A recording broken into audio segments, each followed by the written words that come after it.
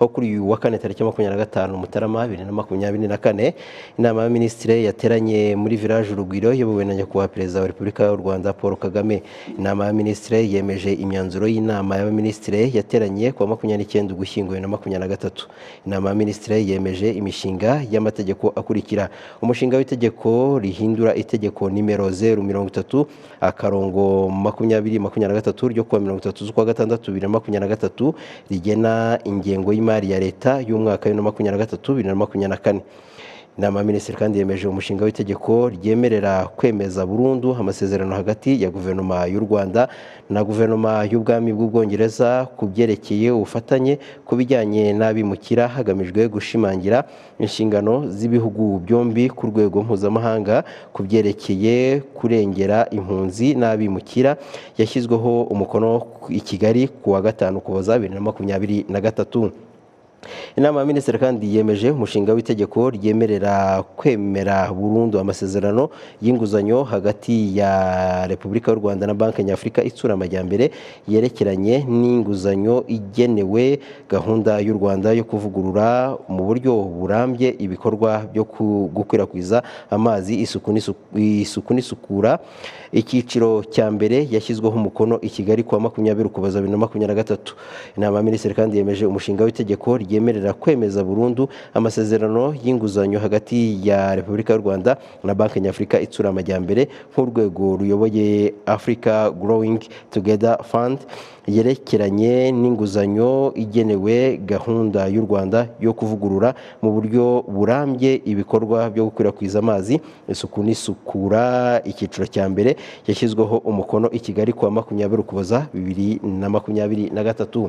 Inama y'abaminisitiri kandi yemeje umushinga w'itegeko ryemerera kwemera burundu amasezerano hagati ya guverinoma ya Repubulika y'u Rwanda n'ubwami bwa Jordani yo guca burundu gusoresha kabiri ku byerekeye imisoro ku musaruro n'ikumira ry'inyerezwa ry'umusoro no kutishyura umusoro byashyiriweho umukono i Kigali ku wa 7 Mutarama 2024. Inama y'abaminisitiri kandi yemeje umushinga w'itegeko ryemerera kwemeza burundu amasezerano y'inguzanyo hagati ya Repubulika y'u Rwanda n'ikigega mpuzamahanga kigamije guteza imbere ubuhinzi yerekeranye n'inguzanyo zigenewe umushinga wo guteza imbere umukamo w'amata mu Rwanda. Icyiciro cya kabiri yashyizweho umukono i Kigali n'i Roma ku wa 22 Mutarama 2024. Inama y'abaminisitiri kandi yemeje amateka akurikira: Inama y'abaminisitiri yemeje iteka rya Minisitiri w'Intebe rigena intego, inshingano n'imbonerahamwe y'imyanya y'imirimo bya Minisiteri y'Ubumwe bw'Abanyarwanda n'inshingano mboneragihugu. Iteka rya Minisitiri w'Intebe rigena intego, inshingano, imbonerahamwe n'imyanya y'imirimo bya Minisiteri y'Urubyiruko n'Iterambere ry'Ubuhanzi. Inama y'abaminisitiri yemeje politike, porogaramu n'ingamba bikurikira: inyandiko igaragaza ishusho y'igenamigambi n'ingengo y'imari y'umwaka wa 2024-2025 hamwe n'igihe giciriritse. Amasezerano y'ubufatanye hagati ya guverinoma y'u Rwanda na Bridge ya kabiri, gukoresha ubutaka bwa leta gukodesha ubutaka bwa leta bugahabwa sosiyete yitwa Trace kugira ngo bukoreshwe mu ishoramari. Inama y'abaminisitiri kandi yemeje abahagarariye ibihugu byabo, ibihugu n'imiryango mpuzamahanga bakurikira: Madamu Alison Heath Tropo ni High Commission mu bwami bw'Ubwongereza na Ireland ya ruguru mu Rwanda, afite icyicaro hano i Kigali. Madamu Fatima Yasinia Fernando Jaire, ambasaderi wa Repubulika ya Venezuela mu Rwanda, afite icyicaro i Kampala. Bwana Lincoln Don ni High Commission wa Jamaica mu Rwanda, afite icyicaro Abuja muri Nigeria. Naho Madamu Tone Tennis na ambasaderi w'ubwami bwa Norvège mu Rwanda, afite icyicaro i Dar es Salaam. Bwana Orbaming Adelakin n'uhagarariye ishami ry'umuryango w'abibumbye ryita ku mibereho myiza y'abaturage ku isi UNFPA ari hano mu Rwanda. Inama y'abaminisitiri yashyize mu myanya abayobozi bakurikira: muri Minisiteri y'Ububanyi n'Amahanga n'Ubutwererane, Bwana Emmanuel Bugingo ni proposed High Commission of Republican of Rwanda to the Republican of Zambia. Bwana James Ngango proposed Ambassador of Republican of Rwanda to the Swiss Confederation and the permanent representative of the Republican of Rwanda to the United Nations Office at Geneva.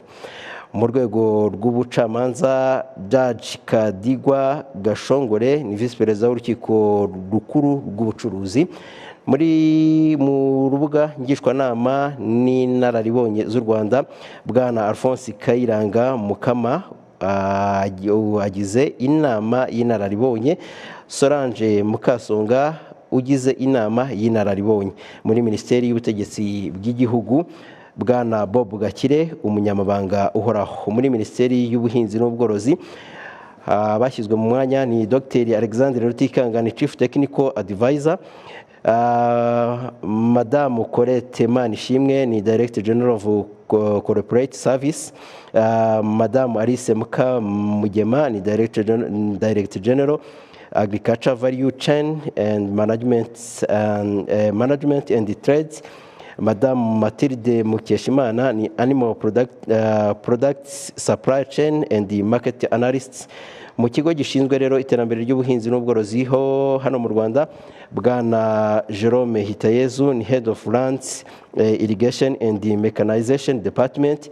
Mu kigo cy'igihugu gishinzwe guteza imbere iyoherezwa mu mahanga ry'ibikomoka ku buhinzi n'ubworozi, Bwana Gabriel Mpezamihigo ni Chief Finance Officer. Muri Minisiteri y'Ubuzima abashyizwe mu mwanya ni Dr Fernand Rwamwejo ni Fellowship Program Analyst. Madame Viviane Umuhire Niyonkuru ni Skills and Career Path Analyst. Dr Alice Sengiyumva ni Skills and Career Path Analyst. Dr Marie Elise Ngabire ni Clinical Attachment Analyst. Dr Madeleine Byukusenge ni Residency Program Analyst. Dr Claude Sabimana ni Curriculum and Standard Analyst. Bwana Innocent Nzabahimana ni Curriculum and Standard Analyst. Bwana Nicola Jabo ni yashyizwe mu mwanya wa Partnership and Grant Writing Analyst. Naho Madame Esperance Ndega ni Partnership and Grant Writing Analyst. Muri Minisiteri y'Ubumwe bw'Abanyarwanda n'Inshingano Mboneragihugu, Madame Julienne Uwacu ni Executive Director of Itorendo and Culture Promotion. Dr Toneste Rutayisire Executive Director of Research and Police Development. Madame Veneranda Ingabire Executive Director of Memory and Genocide Prevention. Madame Marie Alice Uwera Kayumba Executive Director of National Unity and Community Resilience. Madame Bwana Innocent Nizeyimana Culture Value and Language Promotion Analyst. Bwana Sirasi Mbonimpa Rwanda Identity and National Bar Promotion Analyst. Bwana Zakari Mbabazi ni Partnership and the Project Development Analyst. Naho Madame Anita Mweramana ni Ndayisaba ni Genocide Commemoration and Coordination Specialist. Bwana Marte Muhozi Genocide Memorial Development and Proof Prevention Specialist. Madame Floride Twisabe Historical Memory Research Specialists. Aba rero bakaba ari abo muri Minisiteri y'Ubumwe bw'Abanyarwanda n'Inshingano Mboneragihugu. Mu bindi rero, Minisitiri w'Ubumwe bw'Abanyarwanda n'Inshingano Mboneragihugu yamenyesheje inama y'Aminisitiri gahunda yo kwizihiza umunsi w'intwari z'igihugu uteganyijwe ku itariki ya 1 Gashyantare 2024.